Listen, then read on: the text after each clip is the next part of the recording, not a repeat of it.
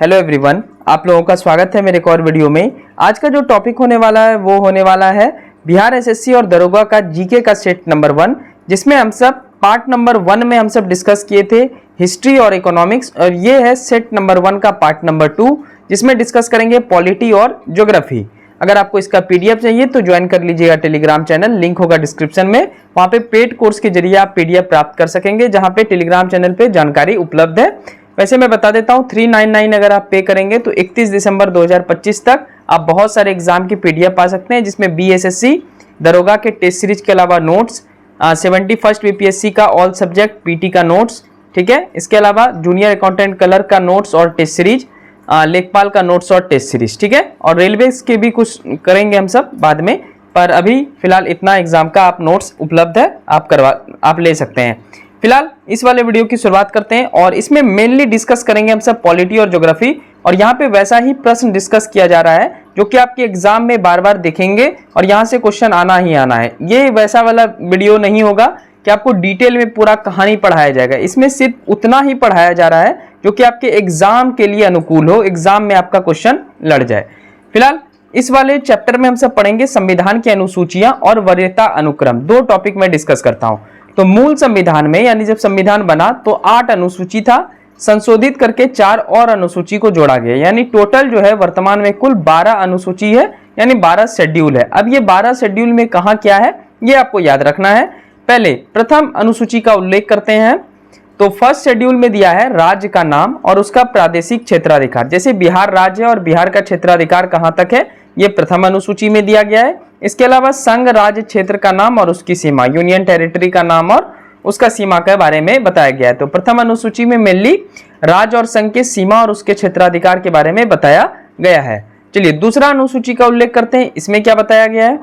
Second schedule में यानी दूसरी अनुसूची में परिलब्धियां यानी जो लाभ मिलता है, भत्ता मिलता है और विशेषाधिकार मिलता है, इनके संबंध में प्रावधान किया गया है। अब ये भत्ता विशेषाधिकार ये तो देश के हर एक नागरिक को लगभग को मिलता है, लेकिन किसके किसके बारे में उल्लेख किया गया है ये भी याद रखेंगे आप सब।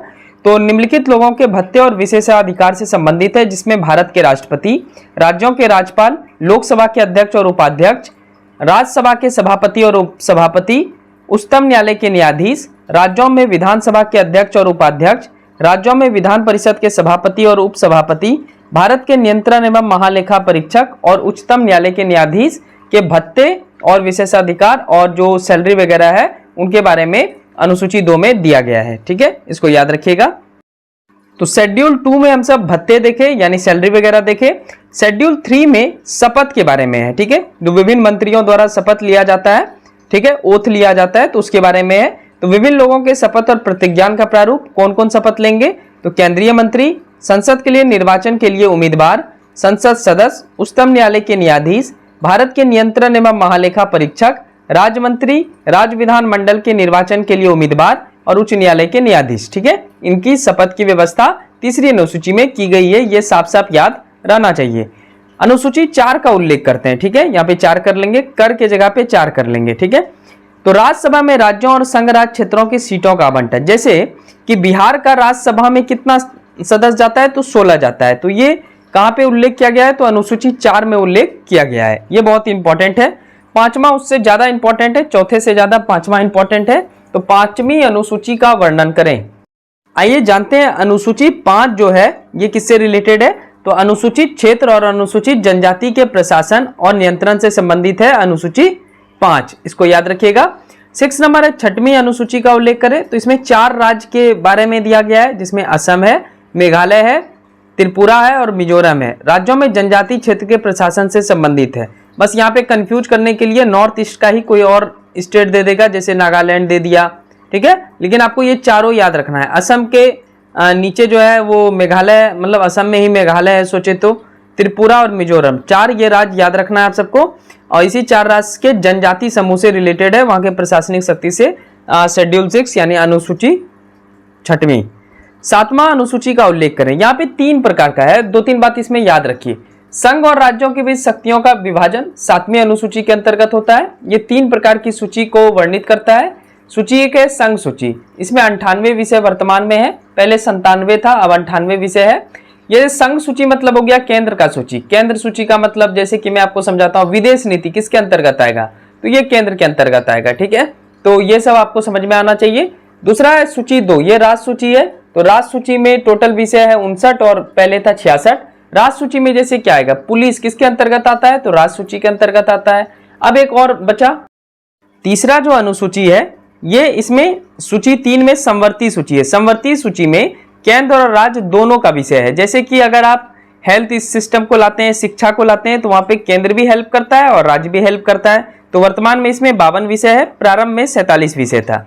8वां अनुसूची सबसे इंपॉर्टेंट है इन सब में, तो 8वीं अनुसूची का उल्लेख करें। 8वीं अनुसूची भाषा से संबंधित है। मूल रूप से पहले 14 भाषा थी, लेकिन वर्तमान में 22 भाषा है। यानी जब 14 से 22 गया होगा, यानी भाषा में संशोधन क्या होगा, भाषा को ऐड किया होगा। तो आइए जानते हैं किस किस भाषा को किस टाइम ऐड किया गया, ये पूछ लेता है। तो संशोधित करके 14 भाषा में 22 भाषा तक पहुंचाया गया, इस तथ्य को याद रखें। 21वां संविधान संशोधन जब हुआ 1967 में, तब सिंधी भाषा को ऐड किया गया। 71वां संविधान संशोधन जब 1992 में हुआ, तो कोंकणी, मणिपुरी और नेपाली भाषा को जोड़ा गया। चलिए देखते हैं नेक्स्ट। उसके बाद 92वां संविधान संशोधन अधिनियम 2003 में टोटल 4 लैंग्वेज को जोड़ा गया। इसमें बोडो, डोगरी ये कश्मीर में बोला जाता है, मैथिली और संथाली भाषा को जोड़ा गया। और 96वां संविधान संशोधन अधिनियम 2011 में उड़िया का नाम बदलकर ओडिया कर दिया गया। ठीक है, तो टोटल अभी 22 ऑफिशियल लैंग्वेज है भारत के। चलिए 9वीं अनुसूची, तो 9वीं अनुसूची का उल्लेख करें तो हमारे कॉन्स्टिट्यूशन में अनुच्छेद 368 है, जिसमें संविधान संशोधन के बारे में है। तो पहली बार संविधान संशोधन 1951 में हुआ था और उसमें 9वीं अनुसूची को जोड़ा गया था। ठीक है, याद रखना है, पहला संविधान संशोधन 1951 में हुआ और इसमें 9वीं अनुसूची को जोड़ा गया। पहले 8 ही अनुसूची हुआ करते थे, उसके बाद 4 को जोड़ा गया है संविधान संशोधन करके, उसमें 9वां अनुसूची जोड़ाया है 1951 में। इसके द्वारा मौलिक अधिकारों के उल्लंघन के आधार पर इसमें शामिल कानून को न्यायिक समीक्षा से बचाने के लिए जोड़ा गया था। इसमें मुख्य रूप से जो 9वीं अनुसूची में है, ये भूमि सुधार और जिम्मेदारी प्रथा के उन्मूलन से संबंधित, राज्य विधान मंडलों के अधिनियम से संबंधित है। बस ये याद रखिएगा कि 9वीं अनुसूची को जब ऐड किए थे तो वो प्रथम संविधान संशोधन 1951 द्वारा ऐड किए थे। दूसरा बात ये याद रखना है कि 9वीं अनुसूची जो है ये भूमि सुधार और जमींदारी प्रथा से संबंधित है, बाकी सब कुछ स्किप कर दीजिए। चलिए आते हैं 10वें अनुसूची की ओर। तो 10वीं अनुसूची का उल्लेख काफी बार हमारे मुख्यमंत्री नीतीश कुमार जी द्वारा करते हैं। दल बदल के आधार पर संसद और राज्य विधान मंडलों के सदस्यों की निहरता से संबंधित है, यानी आप पार्टी बदल सकते हैं। यह पार्टी बदलने का कार्यक्रम नीतीश कुमार बेस्ट उदाहरण है आपके लिए। तो 10वीं अनुसूची में इसका उल्लेख है दल बदल कानून का, और इसको 1985 में 52 संविधान संशोधन द्वारा जोड़ा गया था। ठीक है, अमेंडमेंट किया गया था कॉन्स्टिट्यूशन में 52वां और 1985 में इसको ऐड किया गया था। चलिए 11वां है, 11वीं अनुसूची का उल्लेख करें।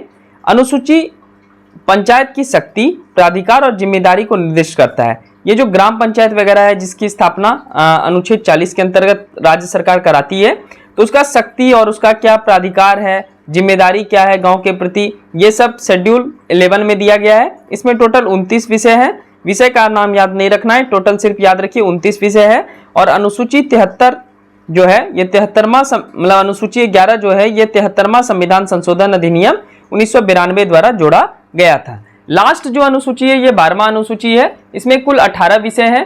यह अनुसूची नगर पालिका की शक्ति, प्राधिकार और जिम्मेदारियों को बताता है। यानी पंचायत हो गया आपका गांव स्तर पर 11वीं अनुसूची में, और नगर पालिका हो गया शहर स्तर पर 12वीं अनुसूची में। और इसमें 18 विषय हैं अनुसूची 12 में, और अनुसूची 11 में 29 विषय हैं। तो ये था अनुसूची, जिसमें 12 अनुसूची को हम सब देखें। इसके अलावा कहीं से भी बिहार एसएससी और दरोगा में क्वेश्चन नहीं पूछेगा। आपको डीपली अगर पॉलिटी पढ़ना है, इवन डीपली कोई भी क्वेश्चन कोई भी टॉपिक को समझना है, तो आप 70 बीपीएससी वाला जितना भी मैं चैप्टर पढ़ाऊंगा उसको फॉलो कीजिए। वहां पे मैं डीपली पढ़ाता हूं। ये सिर्फ आपके एग्जाम को बूस्ट करने के लिए, क्योंकि 3 से 4 महीने बाद आपका एग्जाम होगा, तो मैं एक बार पूरा सिलेबस कंप्लीट करवा दूंगा। लगभग 100 से 150 वीडियो बनाऊंगा, जिसमें आराम से जीके जीएस आपका 75 हो जाएगा। चलिए अभी आगे ये बढ़ते हैं, अभी ये खत्म नहीं हुआ है। ये जो 12वां अनुसूची है इसको जो है 74 संविधान संशोधन अधिनियम 1992 द्वारा जोड़ा गया था। चलिए 13वां प्रश्न है, वरीयता अनुक्रम के अनुसार पद बताइए। बहुत बार पूछ लेता है कि सबसे मतलब भारत में सर्वोच्च नागरिक कौन हुआ, और उसके अनुसार आप पद कौन कौन सा होता है, ये बहुत बार एग्जाम में आया है, तो इसको एक बार देख लेते हैं। तो यह राजकीय और औपचारिक अफसरों के लिए किया जाता है। यह अनुक्रम गृह मंत्रालय द्वारा बनाया गया है, इतना याद रखें।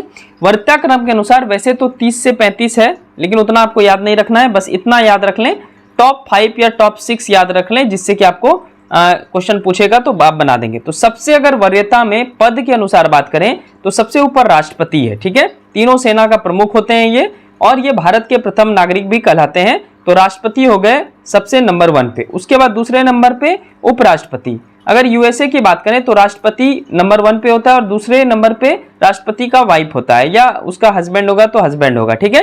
लेकिन यहाँ भारत में प्रथम स्थान पे राष्ट्रपति, दूसरे स्थान पे है उपराष्ट्रपति, तीसरे स्थान पे प्रधानमंत्री आते हैं, चौथे स्थान पे आते हैं राज्य के राज्यपाल, अपने अपने राज्य के, जैसे बिहार, झारखंड, सारे राज्य के राज्यपाल आते हैं।